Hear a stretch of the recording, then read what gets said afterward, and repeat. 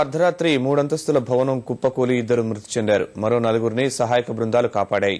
కూలిన భవనం పక్కనే నిర్మాణానికి సంబంధించిన సెల్లార్ పునాది లోతుగా తీయడంతో ఈ ఘటన సంభవించిందని అధికారులు భావిస్తున్నారు.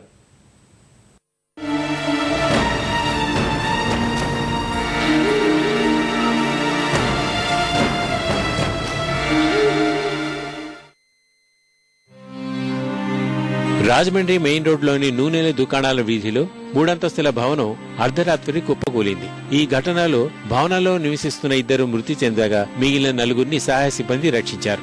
భవనం కుప్పకూలిన వెంటనే స్థానికులు స్పందించి భవన యజమాని దంపతుల్ని గుర్తించి బయటకు తీశారు. ఆసుపత్రికి తరలిస్తుండగా యజమాని మార్గ మధ్యంలో మృతి చెందాడు. ఘటనా స్థలికి హుటాహుటిన చేరుకున్న పోలీసులు, అగ్నిమాపక సిబ్బంది 3 అంతస్తులో ఉన్న వారిని గుర్తించారు. సహాయక బృందం 3 గంటల పాటు శ్రమించి భవన యజమాని కుమారుడు, కోడలు, మనుమడిని రక్షించారు. మరో మనుమడు మాత్రం ఆసుపత్రికి తరలిస్తుండగా మృతి చెందాడు.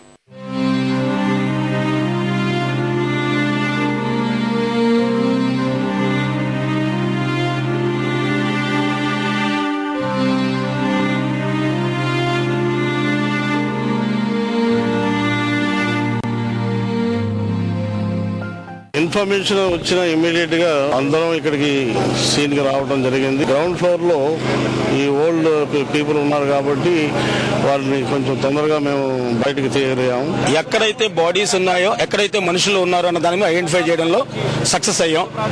నాకున్న అనుభవంతో డిపార్ట్మెంట్ తో కోఆర్డినేట్ చేసుకుని కరెక్ట్ గా ట్రేస్ అవుట్ చేసి 4గురిని బతికించుకోగలిగాం. పక్కన ఉన్నటువంటి వ్యక్తి బిల్డింగ్ కన్స్ట్రక్షన్ చేయడానికి తీసినటువంటి పునాదుల వల్ల ఆ యొక్క సెల్లార్ కన్స్ట్రక్షన్ తవ్వటం, దాదాపు 10 feet లోతుగా తీయటం అనేది దాని వల్ల ఆ పక్క బిల్డింగ్ ఎఫెక్ట్ అయి కూలిపోవడం జరిగింది. భవనం పక్కనే భారీగా గొయ్యి తవ్వడం వల్లే ఎత్తైన భవనం పడిపోయిందని అధికారులు అంటున్నారు. దీనిపై పోలీసులు దర్యాప్తు చేస్తున్నారు. కాకినాడ శ్యామల సదన్, సికింద్రాబాద్ హోటల్ ఘటనల అనంతరం ఇలాంటి సంఘటనలు చోటు చేసుకోవడంతో ప్రజలు ఆందోళన వ్యక్తం చేస్తున్నారు. చెన్నై